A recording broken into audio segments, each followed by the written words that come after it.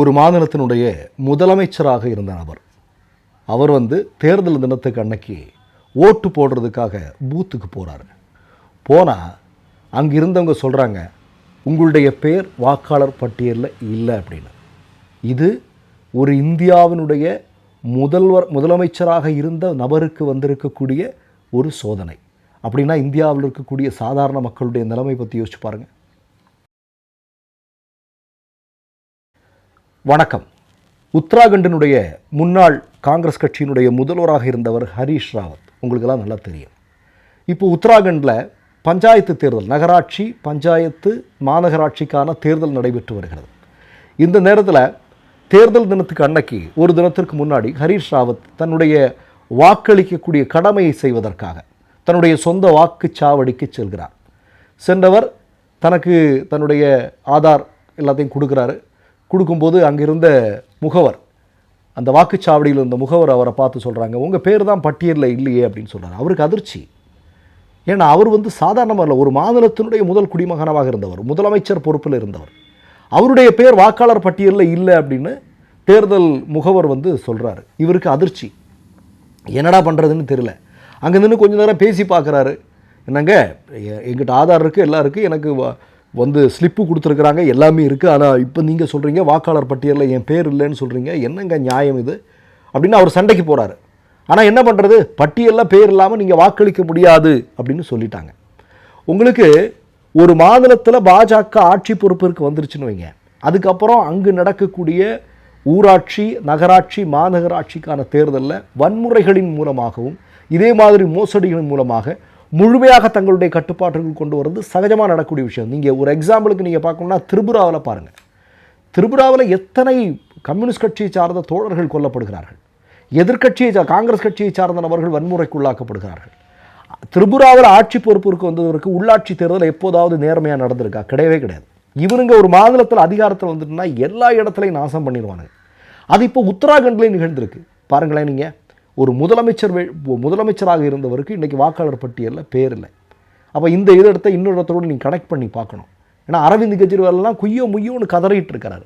வாக்காளர் பட்டியலில் மிகப்பெரிய மோசடிகள் நடக்குது, இதை தட்டி கேட்கலன்னா பெரிய பிரச்சனை அப்படின்னு அவர் தொடர்ந்து பேசிகிட்டு இருக்கார். டெல்லியில் அவர் ஆதாரத்தை கூட வெளியிட்டார். டெல்லியில் 5ஆம் தேதி தேர்தல் நடக்குது. இதையொட்டி அவர் என்ன சொன்னார், பிஜேபி எங்கெல்லாம் தோக்குமோ, கடந்த முறை எந்த இடத்துலெல்லாம் தோத்துதோ அந்த இடத்திலெல்லாம் வாக்காளர் பட்டியலிலிருந்து பல பேருடைய பெயர்கள் நீக்கம் செய்யப்பட்டிருக்கிறது, இது தேர்தல் ஆணையத்தினுடைய உடந்தையோடு செயல்படுத்தி இருக்கிறாங்க அப்படிங்கிற குற்றச்சாட்டு அவர் முன்னாடி. இன்னைக்கு வரைக்கும் தேர்தல் ஆணையம் அதற்கு பதிலே சொல்லலை. பாருங்களேன், 2014க்கு பிறகு மோடியினுடைய ஆட்சி, பாஜகவினுடைய ஆட்சி இந்தியாவில் வந்ததுக்கு பிறகு நீதிமன்றங்கள் எவ்வளோ பெரிய விமர்சனத்தை சந்திச்சுட்டு இருக்காங்க.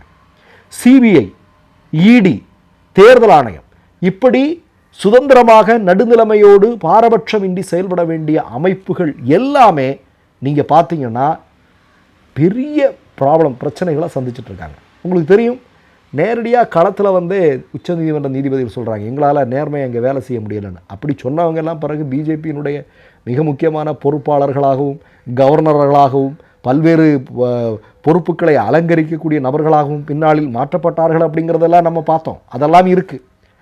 ஆனால் இந்திய வரலாற்றிலே அப்படிப்பட்ட சம்பவங்கள் எல்லாம் நடக்கலை. பாருங்களேன், தேர்தல் ஆணையத்தின் மீது சந்தேக நிழல் இந்த அளவிற்கு சுதந்திர இந்தியாவில் எப்போதாவது நடந்திருக்கா? வாக்கேந்திரங்களின் மீது சந்தேகம் இருக்குது, தேர்தல் ஆணையத்தினுடைய செயல்பாடுகளின் மீது நம்பிக்கை இல்லை, வாக்கேந்திரங்கள் தயாரிக்கக்கூடிய நிறுவனங்களின் மீது நம்பிக்கை இல்லை, நடத்தக்கூடிய நடத்தை விதிமுறைகளின் மீது நம்பிக்கை இல்லை, எதுலையுமே நம்பிக்கை இல்லை. எல்லாத்தையுமே கரெக்ட் பண்ணிட்டாங்க, எல்லாத்தையும் நாசம் பண்ணிட்டாங்க இந்த ஆட்சியாளர்கள். இதுதான் இன்றைக்கி நடந்துட்டுருக்கு. ஒரு முதல்வருக்கு இன்றைக்கு நடந்திருப்பது நாளைக்கு இந்தியாவினுடைய பெரும்பாலான குடிமகன்களுக்கு நடக்கலாம். ஏன்னா ஆர்எஸ்எஸ்னுடைய திட்டம் அப்படிங்கிறதே வாக்களிக்கிற விஷயமே இல்லாமல் மன்னராட்சி கொண்டு வர்றது தான். இந்தியாவில் தேர்தலே தேவையில்லை, எல்லாத்தையும் ஒழிச்சு கட்டணும். அதுக்கு தான் ஒரே நாடு ஒரே தேர்தல் அப்படிங்கிறத கொண்டு வராங்க. அந்த ஒரே நாடு ஒரே தேர்தலில் ஜம்மு காஷ்மீர் கன்னியாகுமரி வரைக்கும் ஒரு 90% இடங்களை பிஜேபி வின் பண்ணிருச்சுன்னு வைங்க. அதுக்கப்புறம் இந்தியாவில் தேர்தலும் கிடையாது, வாக்களிக்கிறதும் கிடையாது, ஒன்றும் கிடையாது, எல்லாம் முடிஞ்சது. மற்றொரு நிகழ்வில் சந்திப்போம். நன்றி, வணக்கம். மை நேம் இஸ் ரெட் சேனலை சப்ஸ்கிரைப் பண்ணிக்கோங்க. அதுக்கப்புறமா பக்கத்தில் இருக்கிற ஜாயின் பட்டனை கிளிக் பண்ணிங்கன்னா ஒரு நியூ பேஜ் ஒன்று ஓப்பன் ஆகும். அதுலயும் ஜாயின் பட்டனே கிளிக் பண்ணிக்கோங்க. அதுல பாத்தீங்கன்னா credit R debit card options இருக்கு. இதுல உங்களுக்கு விசா, மாஸ்டர் கார்டு, ரிப்பே அப்படின்னு 3 ஆப்ஷன்ஸ் கொடுத்துருக்காங்க. அதுல நீங்க எந்த கார்டு சூஸ் பண்றீங்களோ அந்த கார்டோட நம்பர் என்டர் பண்ணிக்கோங்க. அப்புறமா கார்டோட வேலிடிட்டி மந்த் அண்ட் இயரை டைப் பண்ணிக்கோங்க. அடுத்தபடியா உங்க கார்டோட பின்னால சிவிசி கோடுன்னு சொல்லிட்டு 3 நம்பர்ஸ் கொடுத்துருப்பாங்க. அந்த நம்பரை இதுல என்டர் பண்ணிக்கோங்க. அப்புறமா அட்ரஸ் அண்ட் இன்ஃபர்மேஷன் என்டர் பண்ணிட்டு பைங்கிற பட்டனை கிளிக் பண்ணிக்கோங்க. ஒருவேளை உங்க கார்டு நம்பர் இன்வாலிட்னு காமிச்சிச்சுன்னா உங்க கார்டுல இன்டர்நேஷனல் யூசேஜை எனேபிள் பண்ணுங்க.